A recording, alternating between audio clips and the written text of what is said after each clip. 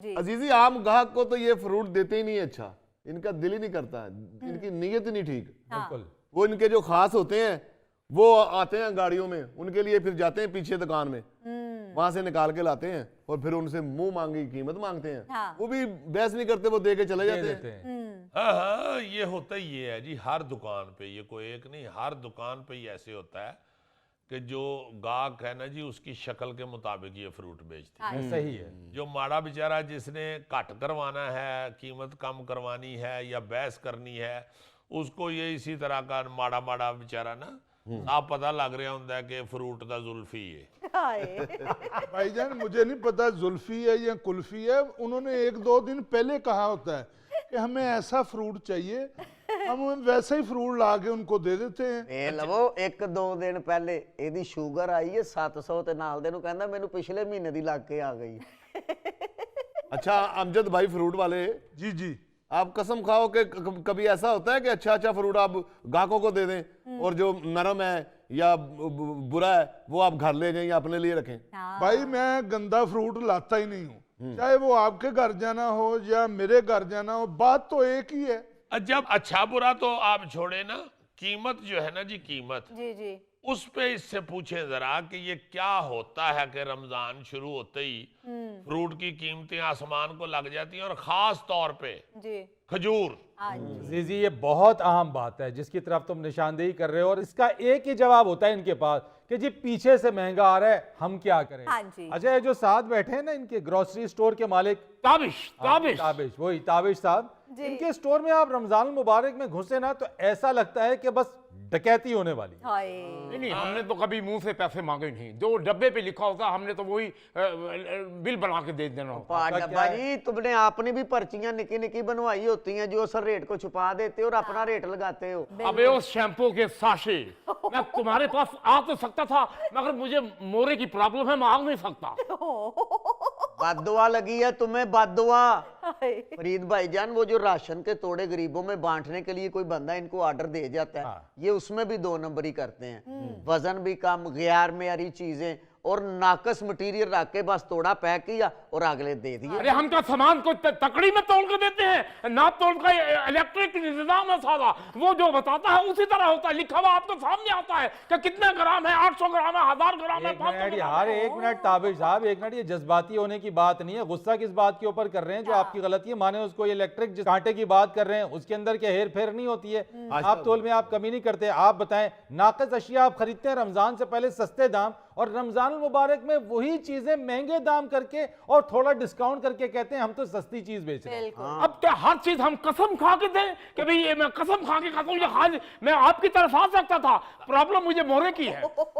ताबिश साहब, बात जो है वो आप लड़ना शुरू हो गए हैं। आपका इंटरव्यू हो रहा है, लड़ाई नहीं हो रही। नहीं वो कह रहे कि नहीं, हम तो ये कहना चाह रहे हैं कि जितने भी ग्रासरी स्टोर्स वाले हैं, आप शायद अच्छे ही हो, मेहरबानी, जो शक्ल से नजर नहीं आ रहे, मगर आम तौर पे यही है और पूरी दुनिया जानती है, पूरा पाकिस्तान जानता है कि आप लोग अशिया की कीमतें रमजानुल मुबारक में बहुत ज्यादा बढ़ा देते हैं। बिल्कुल।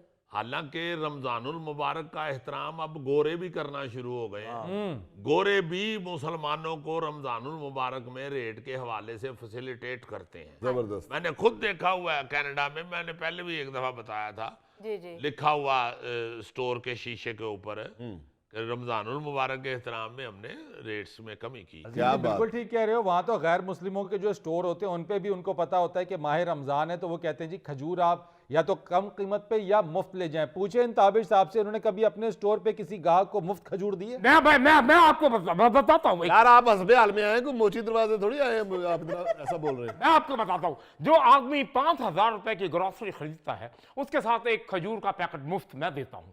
उस 5000 में भी 2-2.5 हजार तुमने वट लिया होता है, जिसके साथ 200 की खजूर मुफ्त दे रहे हो।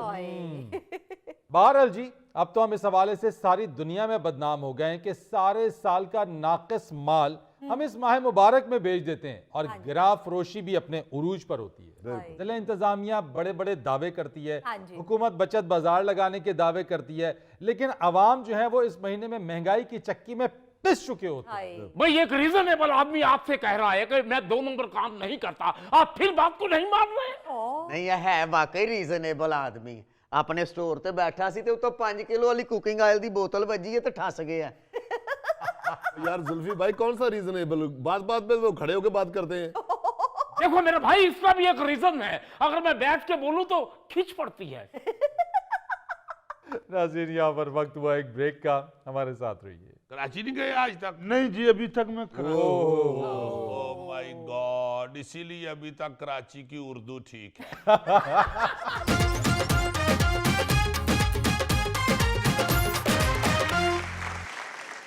जी हस्बे डाक में आज क्या है आपके पास? सर हस्बे डाक में सबसे पहला मैसेज हमें आया है कभी नहीं कहती कि जी आज हस्बे डाक में करेले गोश्त है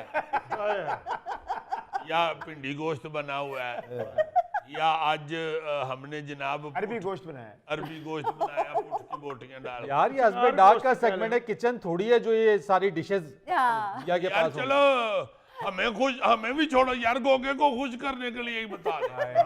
यार इतनी चीजों का नाम लिया, थोड़ा गाजर के हलवे का भी नाम ले लें जी। प्लीज गाजर का हलवा भी बीच।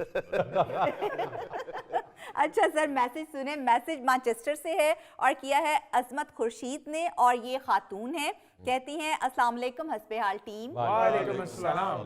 कहती हैं अजीजी साहब, दूसरे लोगों का मुझे नहीं पता, लेकिन मेरे घर में हस्बे हाल का एक ही मतलब है, खूबसूरत फैमिली प्रोग्राम। वाह। अल्लाह अकबर।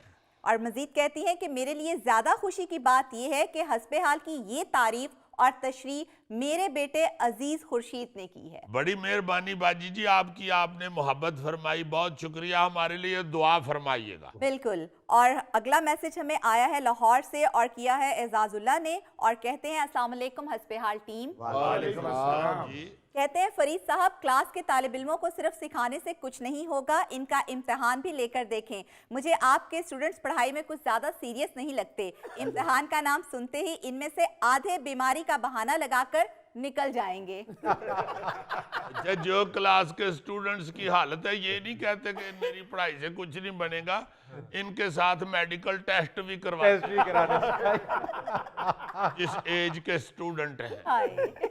अजीजी मेरे लिए तो तालीम और ना बिछोड़ना है। लग रहा है। मेरा ख्याल है किधरों कच्चे रंग वाला ओढ़ना ले आया तो ओदा ही रंग चढ़े है ना।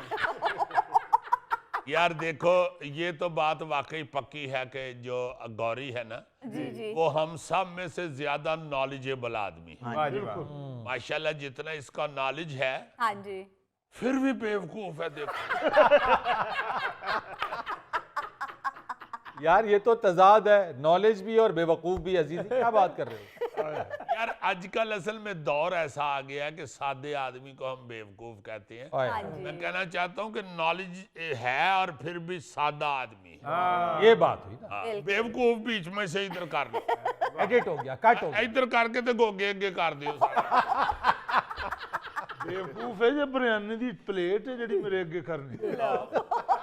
यानी वो चाहता है कि बेवकूफ च भी इन्हें चिकन पा दियो। बेवकूफी में भी बिरयानी की प्लेट सामने। अच्छा जी, अगला मैसेज सुने। मैसेज आया है आगरा इंडिया से और किया है इंतखाब हफीज ने, कहते हैं अस्सलाम वालेकुम हस्बे हाल टीम। वालेकुम सलाम। सलाम। और ये मैसेज है अजीजी साहब के लिए और कहते हैं अजीजी साहब, आप इंडिया आते जाते रहे हैं, तो क्या कभी आपको आगरा आने का इत्तेफाक हुआ है और क्या आपने ताजमहल देखा है? अगर देखा है तो आपके दिल में पहला ख्याल क्या आया था? मैं इतना आता जाता नहीं